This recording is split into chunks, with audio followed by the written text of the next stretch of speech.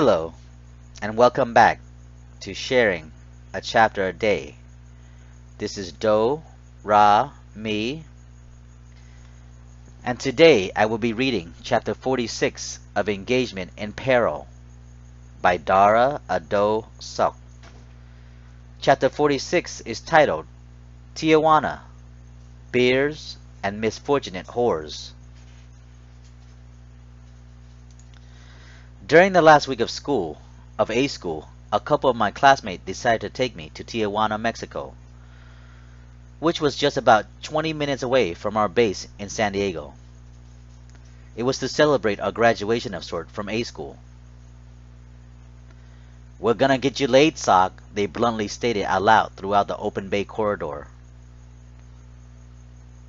"But I don't drink, motherfucker," I told them, but they forcibly took me away anyway. The ones that took me to Tijuana that night was Hassan and Potter. Hassan didn't care anymore about his life and naval career. He was drinking his life into the grave. It was like he was unintentionally putting the bottle to his head and pulling the trigger. He was drowning out his despair and depression then. He began to put the bottle to his head and then slowly began to pull the trigger, since his breakup from his girlfriend a while back. While the two sailors gripped me in their hand and arms, they forcibly threw me in the old black Toyota pickup truck and headed toward the U.S.-Mexico border to get me laid that night. That night we got to Tijuana around 2000, and we decided to check out the strip joint first. We all wanted to see some ass first, maybe get a few blowjobs in the process. I asked Misha about his base restriction and showed some concern about his mental state then, but he didn't want any of it from me. Not then, and definitely not now. "Shut the fuck up, Sock. Just enjoy the outing. And I don't give a shit about my base restriction. What could they do to me? I'm already going home eventually. Anyway, we're gonna get your ass laid tonight, you little brown sailor," as he made fun of my... We finally decided on one of the rundown joint and went in. There were no cover charges of sort to enter the dimly lit establishment, and they expected us to drink, of course. There was no problem for Misha and Potter then. These two, they could outdrink most drunks I know. My fellow classmate ordered a bucket of Tecate Mexican beer, and since I didn't drink, I just sat there watching the nude dancer and their audience of poor, ugly, degenerate felon who were there for the brief thrill of sort.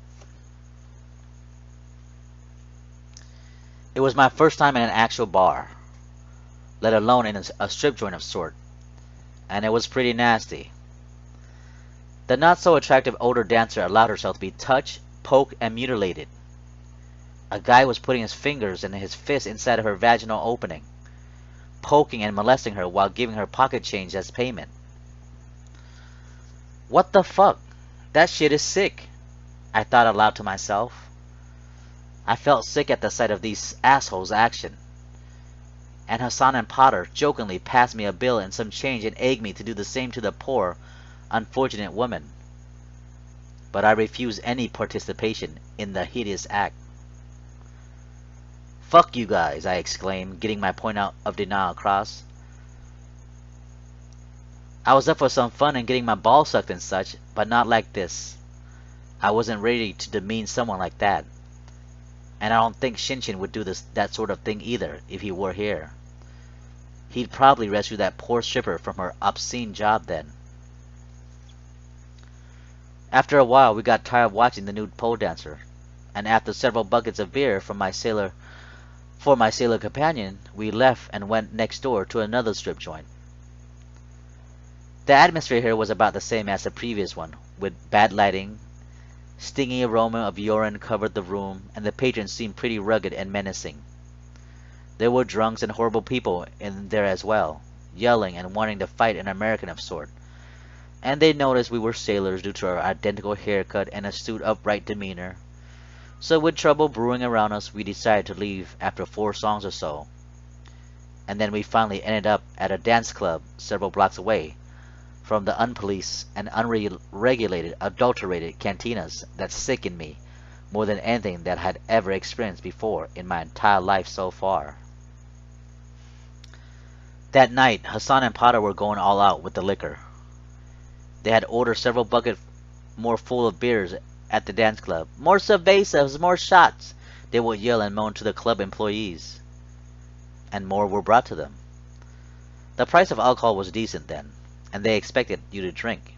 And drinking those two dim-witted bastard sailors surely did throughout that crazy-ass night. It was like, "Drink all you want, American putas. Give us your greenbacks and we're pissing your beers," as I watched in amazement at times of their amusement with the various alcohol beverages. Always throughout that night, in the back of my mind, Shinshin was a part of me. I really wondered about him that night. I'm here with friends, hanging out and enjoying myself somewhat, and I wondered if he had someone to hang out with back at Coronado. Or was he by himself, training his body and mind to do what he needed to do to get where he was going?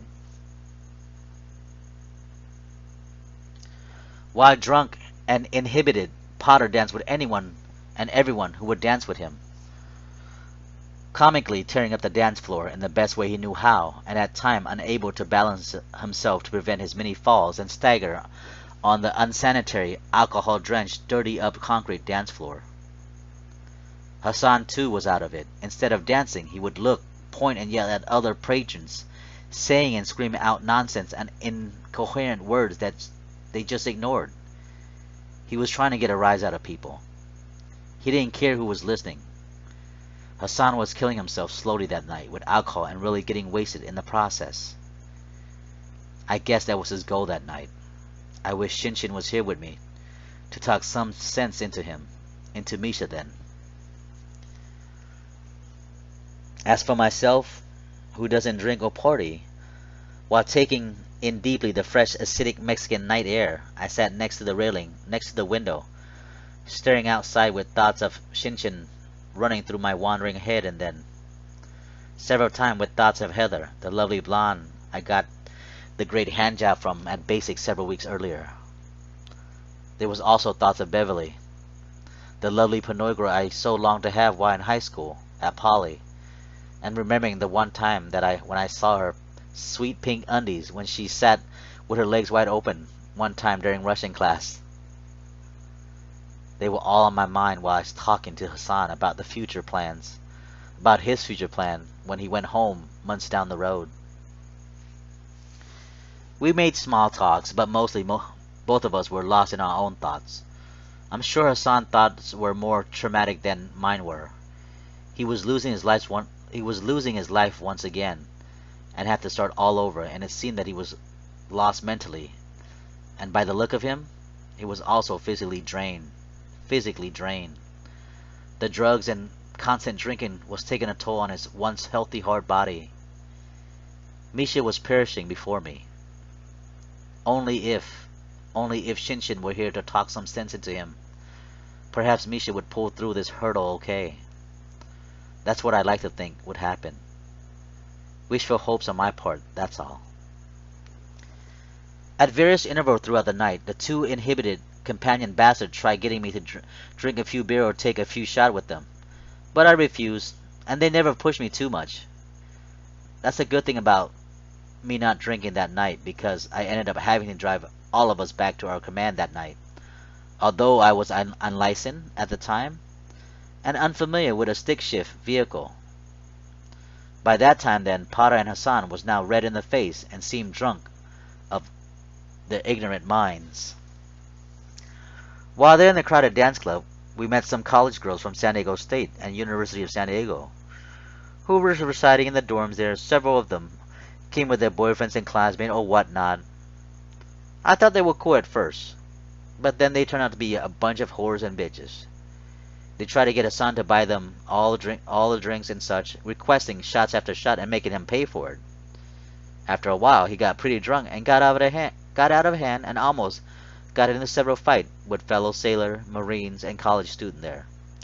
He screamed and cursed at the college girl, which scared and shocked them somewhat. Luckily, Potter and I were able to calm Misha down, and sat with him at the table close to the balcony, and talked to him about various things just to keep his mind occupied, away from those nonsense, AIDS-infested holes. After getting drunk out of their minds, Hassan and Potter finally agreed to leave, and we left around 0200 the next morning, and I had the burden of being the designated driver. This was a learning experience for me then. The strip joint was the worst place I had ever been to, and I didn't like the dance club scene either, because it's not what I usually do. It just wasn't my cup of tea, you would say. I was the loner after all, and I generally go to the movies and play at the arcade on my own. I didn't need alcohol to make me feel better about myself, nor did I need the comfort of people to keep me happy then. Although I wish Shinshin was around to keep me company, I was happy to being alone for the most part. I'm still that way to this very day. I'm quite the loner still, and I think that is now... All I think now is about my beloved Shinshin and how much I have missed him. If I could only turn back the hands of time. And no, I didn't get my nut off that night. I didn't get my balls sucked, gargle, or anything like that during that crazy-ass night. I was just relieved that we were leaving, safe and sound of sort. While walking back to our vehicle at the Mexican and United States border, I looked and surveyed the people and landscape of Tijuana and felt sorry for the people whom lived there. It seemed hard and harsh having to live in a slum, and hardship. Children up late working to sell and to help support their family of sorts, selling chiclets and flowers to visitor, tourists, and passerby in the middle of the night and that dark early morning. Teen prostitution runs about, allowing themselves to be molested for pennies at a time. I was really depressed with what I saw. It reminded me of our third world country, like Cambodia, which is in similar situation as Tijuana. Even both government are corrupt. I never wanted to go back to this sort of place again, so I had thought to myself then as I thought about and viewed the horrendous scenes that was going on before me. I got pretty scared of the situation. You hear stories about people coming back without kidneys or two. Unfortunately, for my fellow classmate and me, we got back to base safely that airy morning. I had to drive the pickup truck because everyone else was dead drunk, and it was my first time driving a stick shift vehicle. I did a pretty good job driving the truck, jerking the truck back and forth every now and then as we drove quietly back to base on the highways and byways of San Diego. As Misha directed me on how to go about controlling and maintaining his old beat-up vehicle every now and then while in his drunk and sleepy stupor that early cool morning on the Interstate 5 North. Thank you for listening. This is the end of Chapter 46. Be on the lookout for Chapter 47, titled Misha, Out of Control Behavior. This is Do, Ra, Mi, and I'll see you later.